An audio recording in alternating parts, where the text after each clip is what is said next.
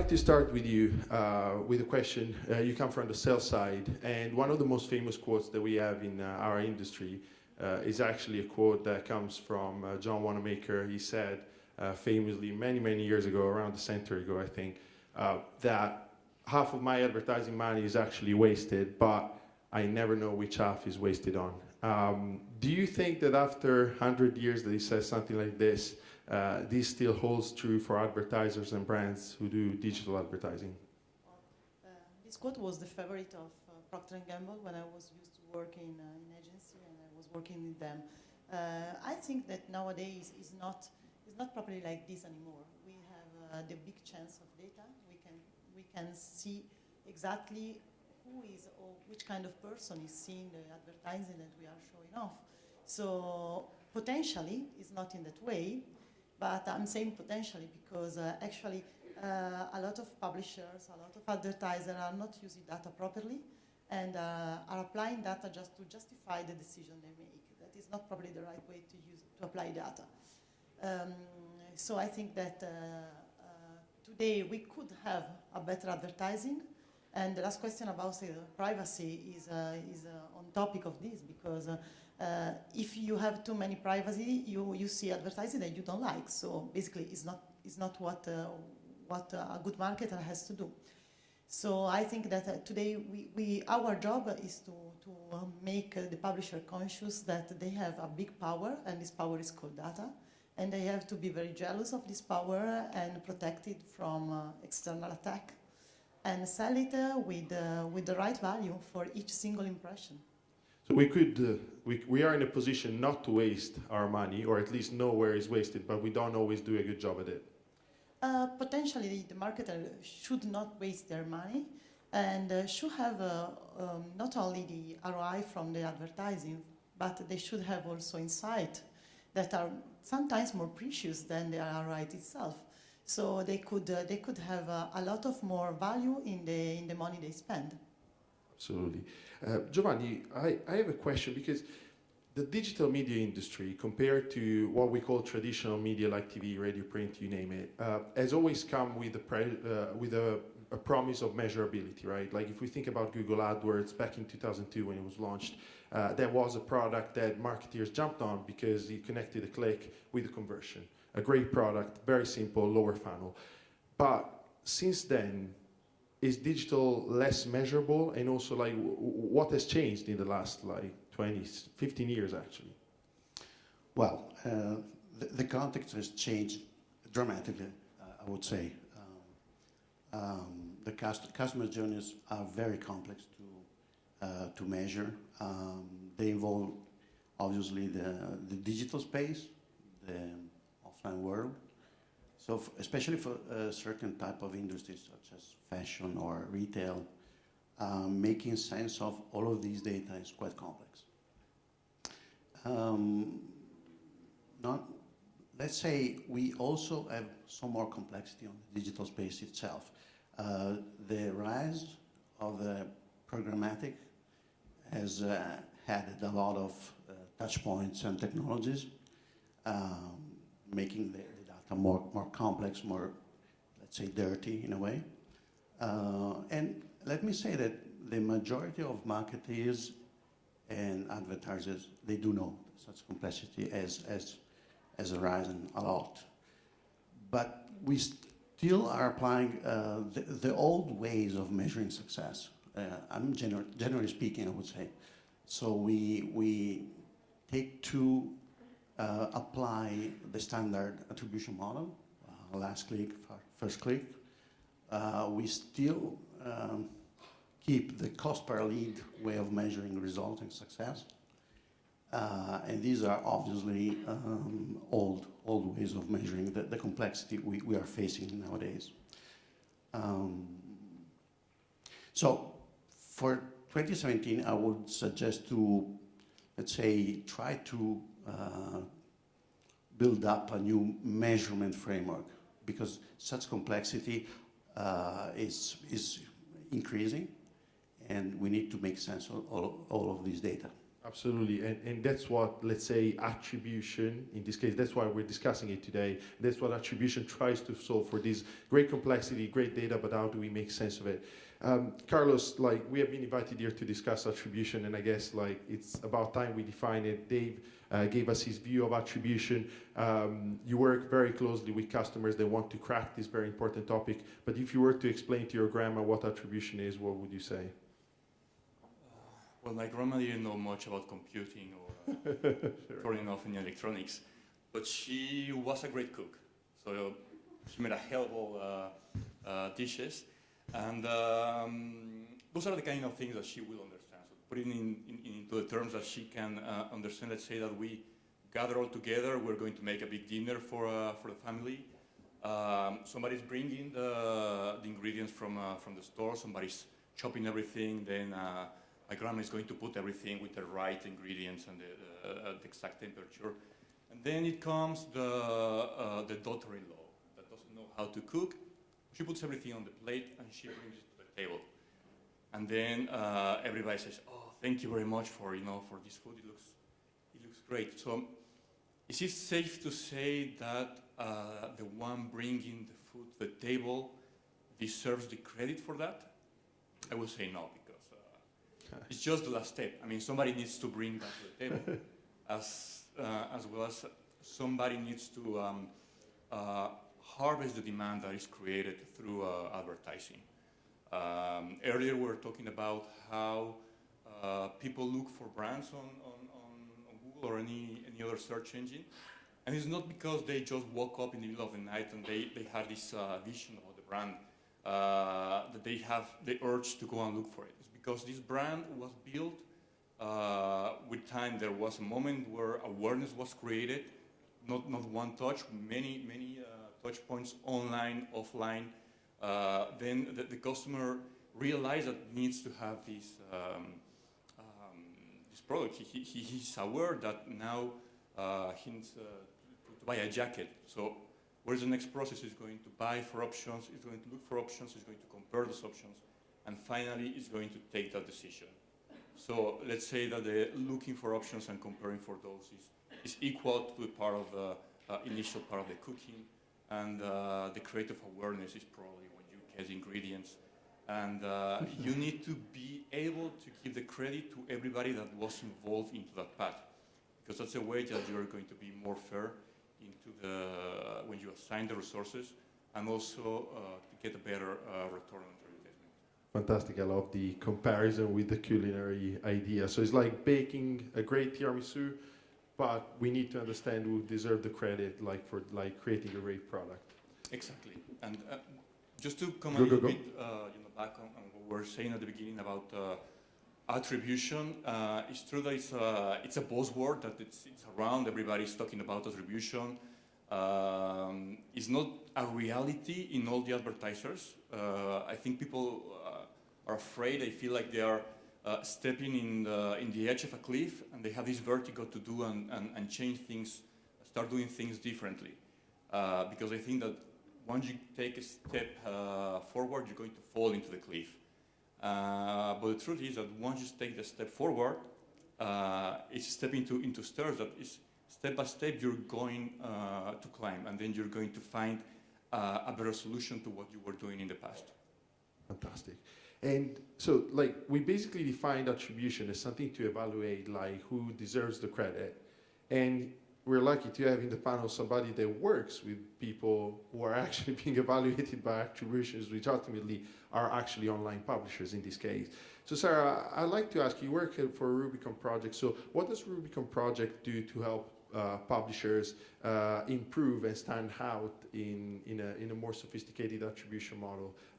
What does it have to do with? Well, Rubicon project is very well known for having really strict rules about the quality of the inventory that they can propose on our platform, and sometimes too strict, but it's better in this way than the opposite, definitely, for who buys and also for who sell.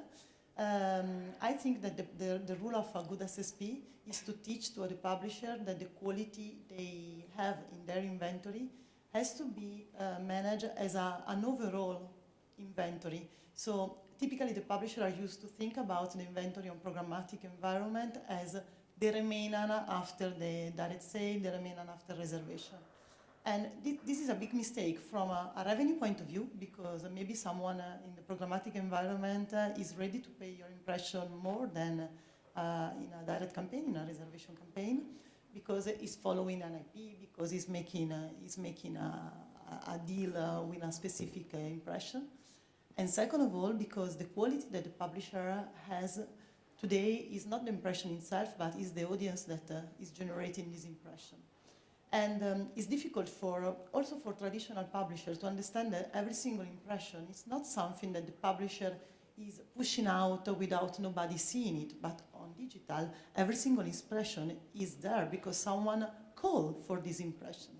So we have to teach the publisher to look at this phenomenon from a flip side, from the other side. And it's not easy at all, because they are used to say, okay, I have to sell my impression, so the emergency is to sell the impression. Yes, but you have to emphasize the quality you have, and emphasize in millisecond is not properly easy. So it's a good job to do. It's a good job. And challenging one. Yes, absolutely definitely, challenging. definitely. So it means that I will have a job for a couple of years again. So well, it's okay. I bet you will have a job on that for many, many years. We'll be talking about attribution for at least 10 years here.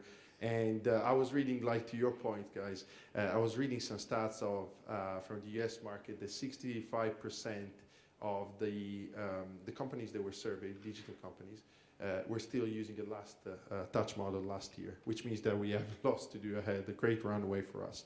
I wanted to share one slide, and I'll try to see if the clicker works. So let's, maybe the magic works. No, previous one, no. Help me out. Here we go, fantastic. Well, you got a spoiler over there, fair enough. So building on top of like our culinary comparison, there are two things that I believe are the ingredients of attribution. On one side, you have the data that you input in the attribution model, and then the model that you eject from the data. So these are the two, souls, ingredients, essences, named the way you want them. So Giovanni, I'd like to ask you a question on actually the data piece. How important is to get the right data into an attribution model, and what do you think is actually good data? What do you tell your clients is great data set? Well, this is the most complicated question, I would say. First of all, let me say attribution analysis is the most complicated analysis you may face. You need all of the data. You need so the entire set. You need the right data that is cleaned, data that is normalized. So these are the technicalities, the complexities on this side. But it's not just a matter of technical aspects, right? Sometimes you collect data, and these data are not responding correctly to the business objective. So we do have clients that do collect data with the wrong granular level, so they suppose they are able to answer a question, but they are not at the end. So we need to change the way you plan for attribution analysis. That said, obviously, sometimes we have discrepancies. In a single landing page, we might have multiple cookies, multiple DSPs, multiple analytics tools, so everything needs to be in a way normalized. But these are the technical aspects, obviously. Attribution again is very complex. So my suggestion is to adopt a kind of phased approach in this regard. Mistakes can be in data, but the model itself, when we say model, it's a way of using the data, or structuring the data and creating the result from the data. The model itself is not the value. So the attribution needs to be actionable in terms of generating information for your marketing investment, the way you split the investment across channel. So sometimes we have clients that they start to build the attribution model, but they don't enter the adoption phase, the actionability phase. So they don't change the way they invest. Absolutely. Actually, like one of the golden rules of moderating a panel is actually to disagree with your speakers, but it's very difficult to disagree with the fact that the model is not the differentiating part of attribution, and the data that you input in and how actionable, how you construct everything will create the right value for the customer ultimately, because it's about the business outcomes that you just described. Exactly. Yeah, absolutely. Shame I don't disagree with you. I tried, but it was very difficult. Sorry about that. I apologize with the audience here. I have one more slide, and I promise this is the last one, which is about the models themselves. And unfortunately, like the editing has come up with a single touch written in two different lines. But on the horizontal axis of this slide, you will see like models of attribution classified from single to multi-touch. Obviously, multi-touch takes into account more than one touch point in terms of credit. So it takes into account the waitress that brings you the food, but also the cook that has made the food. And then on the vertical axis, you find role-based models and statistical models. And these differ because role-based models, which is like the last touch lastly we were discussing, they are based on a human decision. I want to give all the credit to the waitress or the waiter. And statistical-based models instead dig deep into the data. And they look into past data in order to determine what is the best credit allocation. Now, Carlos, I'd like to ask you a question on this. And like you work with these customers who come to you and ask you like these attribution questions. How do you help them determine which models they should adopt? The first thing is to help them understand that there is no magic formula. There is no attribution model that I've seen working in one customer that I can just replicate into all the other customers, because one thing that you need to do, the first step, is to collect data, analyze it, see the trends, and once you have seen the trends on your data, then you can take decisions on which model is going to work best for you, because it all depends on your media mix, it all depends on the kind of customers you have, on the kind of campaigns that you're doing. So extrapolating one model to the other, it just doesn't work. Then if we are talking about the two different kind of attribution, the one that is rule-based versus the one that is based on an algorithm, the one that is based on an algorithm is basically artificial intelligence. Is going to do the thinking for you, is going to automate that thinking. But from my point of view, is something that is still on a beta phase. It's a black box. You don't know what's inside. Artificial intelligence working right now. We can talk about, for example, Google. When you do a search, if I do one search here, is going to be completely different as the exact same search from an old lady in the UK, because it's going to take a lot of different parameters in order to produce that. So in that area, it's already very evolved. But we still need to do things in a more manual way when we talk about applying an attribution model and then making sure that that is working to go to the next step. I think you're making an interesting point there. You say that, for example, this statistical MTA, which stands for multi-touch attribution there, is still a black box. It is a black box. There is like so many unknowns around it. Do you think that potentially is the reason why, I would bet most of the people in this room, when they're measuring digital performance, still use a last click model? Or maybe not? They say that when you have to invest in technology, you have to invest 10 times that in brains, because it takes a lot of analyzing in order to make sense of that data. It's not just plugging a pixel and hoping that things are going just to happen by magic. So one of the most important things when going into into a project like this is to first of all, having somebody that is responsible for that project, and then also to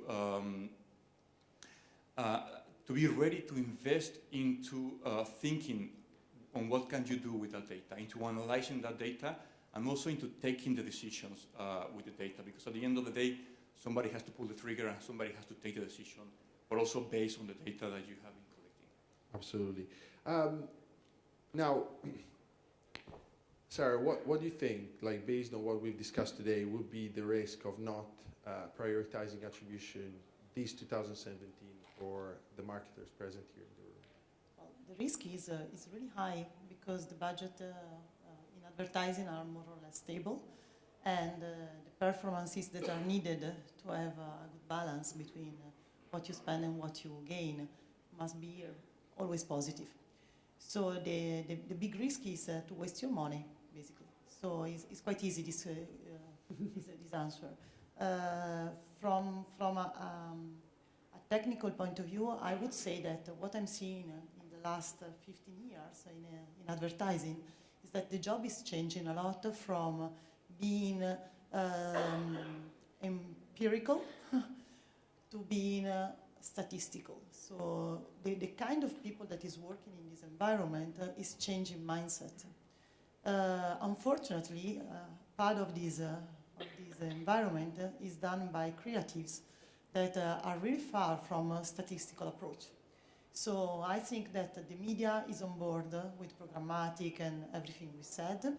The post-valuation is definitely on board, so we can make attribution, we can try to understand what happened and everything. And the creative is not on board at all. And it's what I see from an SSP. So I see thousands of creativities running every day on the platform. And more or less the creativity we see in Italy, but I would say that not only in Italy, are more or less the same that you see on TV, on print, and in other media, that are not done for this kind of velocity, first of all, and for the approach that the people has to the conversion. And for a conversion, it could be also brand awareness. I'm not just talking about selling a product. Also the brand awareness is a good objective for a campaign. And so the missing part of this puzzle, I hope will be on board in 2017, or will start to be on board in 2017. Is it just because of their backgrounds, or like you reckon there are other reasons why there is this wake-up call for agency creatives? I think that going back to the Graham example, it's like to have a two-star Michelin chef at a Christmas lunch in family. So everybody's expecting the same recipe that are part of the family and is part of the history of the family. It always works. And it comes this chef that is making amazing things, but the family look at him and say, but what is my lasagna? I'm used to have lasagna at lunch, so at Christmas lunch. So I think it's exactly like this. Creativities are the most funny part of advertising, the most attractive. When you ask to someone that just came out from the university, where do you want to work? 50%, no, maybe more, 80% says, I want to be in such and such in making the last TV commercial for this brand. Yeah. And nobody will say to you, I want to make statistics on a panel, on a platform to understand if it was the last cookie or not, okay? Maybe because they don't know, but sometimes because it's less attractive, to be honest. It's less sexy for sure. It's less sexy, definitely. Unfortunately. So I think that when we will have the last part of the puzzle, it will work 1,000 times better. So if a marketer today want to push to have a good attribution model that works, needs to come on board also his creative agency. Absolutely. Conscious of time, I want to ask a couple more questions. Giovanni, you bring a tech consulting viewpoint here to the table, and one of the questions I'd like to ask is this whole endeavor, like in line with what Sarah said, worth the effort from an investment standpoint? Why these people in the room should bother investing lots of money into an endeavor of attribution? Well, it really depends on the context or the company. We have seen huge reward for some companies who invested in a real effective attribution program, which is again not easy.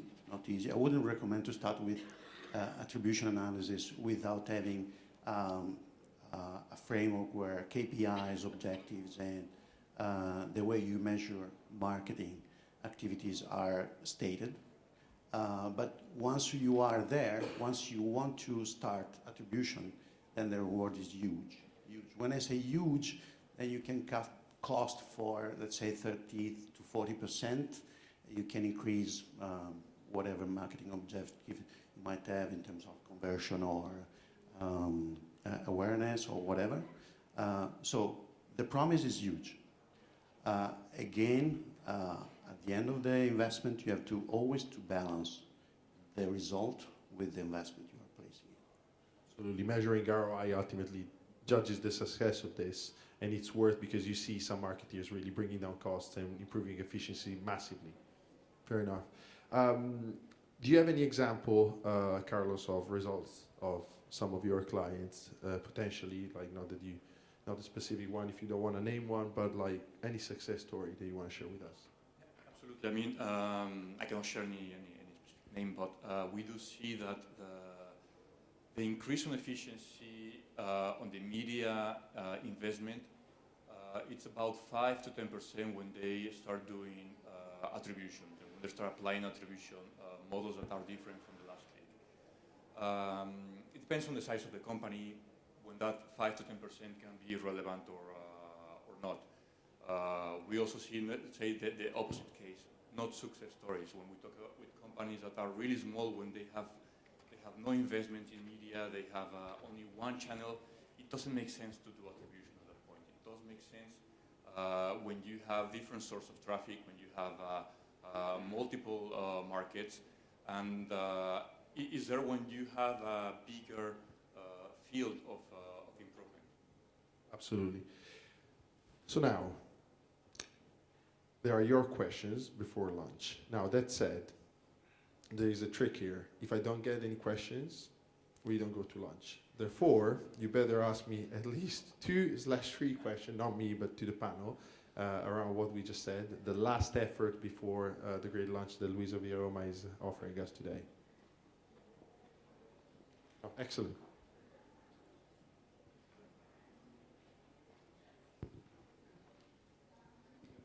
Mr. Sumariva, when you started, you talked about wasting money on advertisement. Mm-hmm. Now, as you know, this is a fashion panel.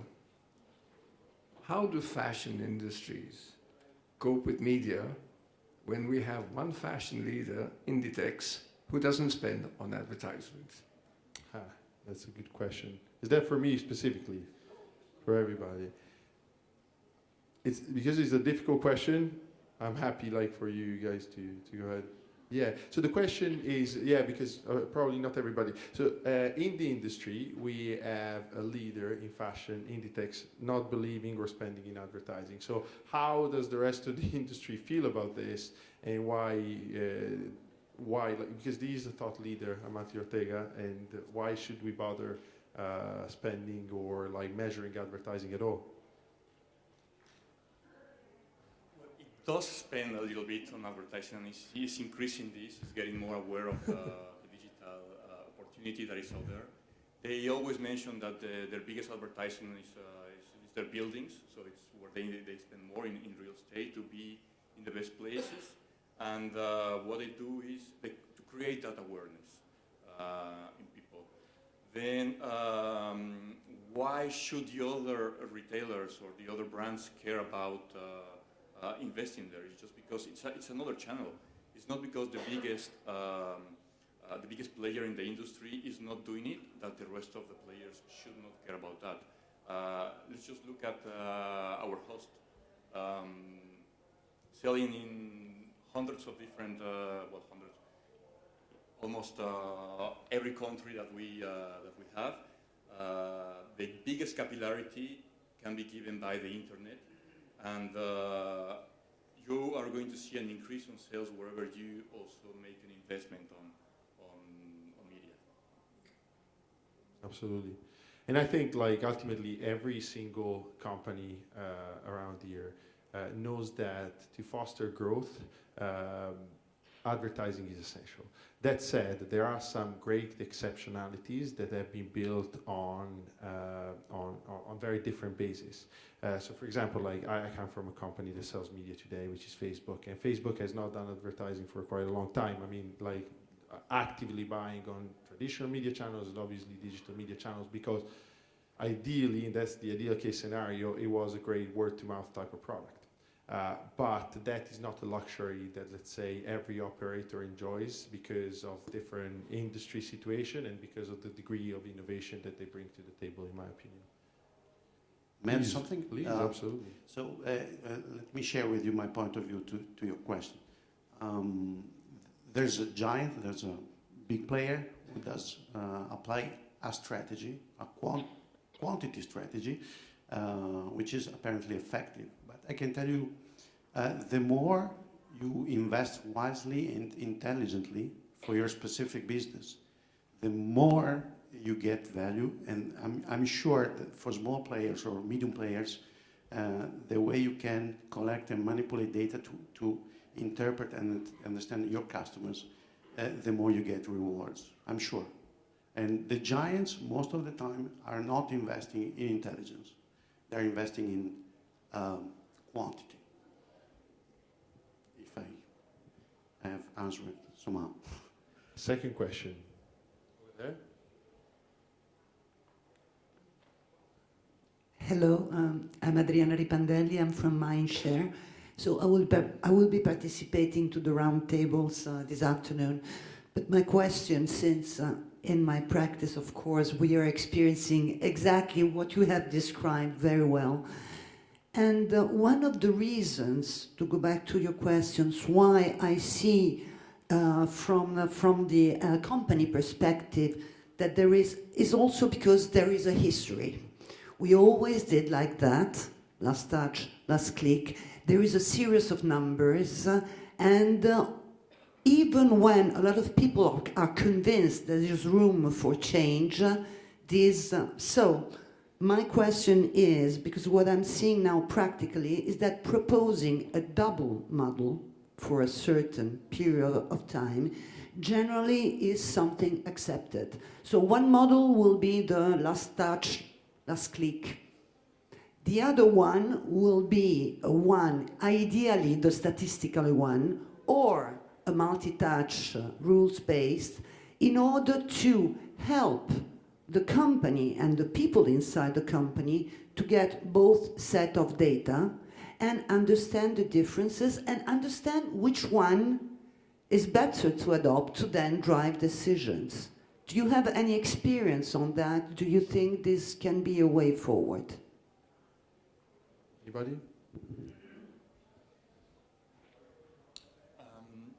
It does make a big difference when you can simulate two different models, or three or four. Actually, two maybe might not be enough, but let's stick to two. Because it's going to give you the data that you need to take the decisions. There is a study made by e-consultancy. It was made to the 100 CMOs from the top 500 Fortune companies. And one of the results from this survey was that the first concern that they have, 80% of them responded, the first concern that they have is to justify where were they going, the marketing expenditure. So why should I spend 20% of my budget in this channel and 30% on this other channel? This question can only be answered with data. And when you have the data to support it, then it's easy to get that budget. It's easy to justify why are you doing the things. And of course, getting different models where you can compare and you can discard the worst option and take the best one. Same as what was discussed earlier this morning about having a pool of A/B tests and then taking from best. You can do the same with attribution. If I may add something, obviously, last click, it's effective for media agencies or for the kind of companies who are managing part of the investments. For organizations like fashion organization or enterprises, they are not pursuing the cost per lead objective, obviously. They're pursuing the average order value, the loyalty of the customer, which are completely different objectives. That said, these are two different models. So the company itself needs to apply more exhaustive and more complicated model to make sense of the data that we hopefully have and we can model. And the media agency usually apply the last click or the first click because they are single channel focused, right? But obviously we can apply both at the same time and we will have results or ways of interpreting the phenomena differently. So I want to congratulate myself with you guys. We've made it successfully to launch. It's been a real pleasure today to speak to you. Also on behalf of the rest of the panel, thank you to all the panelists. Please give them a round of applause. Thank you. We'll be around for the rest of the afternoon. If you have more questions, unfortunately we couldn't take more than 2, but please, don't be shy, come along, share your thoughts. Please disagree with us because I don't think we disagreed enough today. And thanks again to all of you and to LUISAVIAROMA for hosting us. Thanks.